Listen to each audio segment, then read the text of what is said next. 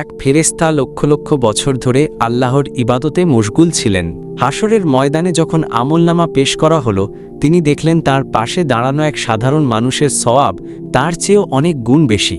বিস্ময়ে অভিভূত হয়ে ফেরেশতা আল্লাহকে জিজ্ঞেস করলেন, হে আল্লাহ, এই বান্দা তো পৃথিবীতে খুব অল্প সময়ই ছিল, তবুও কিভাবে সে এত বিশাল সওয়াবের অধিকারী হল?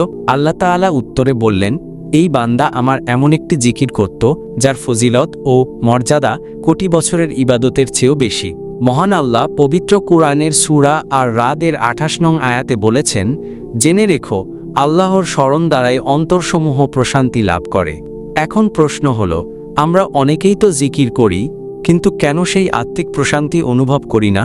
এর কারণ হল, আমাদের জিকির অনেক সময় শুধু মুখেই সীমাবদ্ধ থাকে, অন্তর বা কালব থেকে আসে না। কেবল জিহ্বার নড়াচড়া আত্মার প্রকৃত খোরাক যোগাতে পারে না। সত্যিকারের জিকির হতে হবে অন্তরের গভীর থেকে, কালবের আকুতি থেকে। বলা হয়ে থাকে, আল্লাহর ১৮,০০০ সৃষ্টি জগতের মধ্যে আমরা কেবল এই একটি পার্থিব জগৎকেই দেখতে পাই। বাকি জগৎগুলো আমাদের রূহ বা আত্মা দেখতে পায় না, কারণ আমাদের আত্মা এই পার্থিব জগতের আবরণে আচ্ছাদিত, অনেকটা ঘুমিয়ে আছে। অথচ একদিন আলমে আর ওয়াহ বা রুহের জগতে আমরা সবাই আল্লাহর কাছে অঙ্গীকার করেছিলাম। যখন তিনি প্রশ্ন করেছিলেন, আমি কি তোমাদের প্রভু নই? আমরা সমস্যায় বলেছিলাম, হ্যাঁ, অবশ্যই আপনিই আমাদের প্রভু। কিন্তু এই দুনিয়ায় এসে আমরা অনেকেই সেই মহান প্রতিজ্ঞা ভুলে গেছি। হযরত আলী রাদিয়াল্লাহু আনহু কত সুন্দর বলেছেন, তুমি কি নিজেকে একটি ক্ষুদ্র দেহ ভাবছ? অথচ তোমার ভেতরেই লুকিয়ে আছে এক সুবিশাল মহাজগৎ। এই মহাজগতই হল আত্মার জগৎ।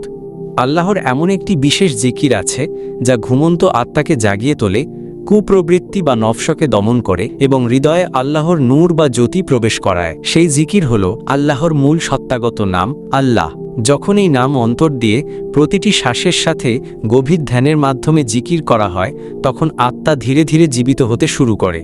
আত্মা যখন সজাগ হয়, তখন সে তার প্রভুর নিকটবর্তী হতে চায়, সে আল্লাহর নৈকট্য লাভ করে, আল্লাহর পরিচয় অর্জন করে এবং এক পর্যায়ে সে ফানা ফিল্লাহ অর্থাৎ আল্লাহর সত্তায় বিলীন হওয়ার পথে অগ্রসর হয়।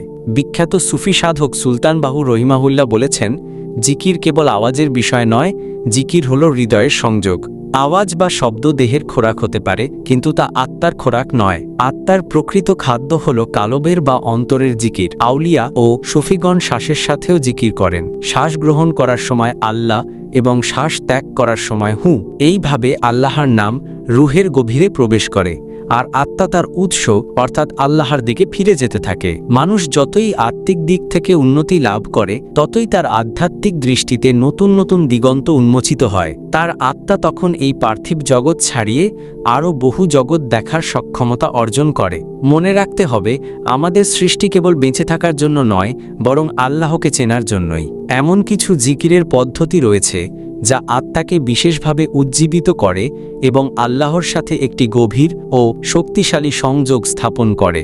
এই ধরনের জিকিরের প্রভাবে মানুষের চরিত্রে ইতিবাচক পরিবর্তন আসে, জীবনে অনাবিল শান্তি নেমে আসে এবং অন্তর আল্লাহর প্রেমে পরিপূর্ণ হয়ে ওঠে।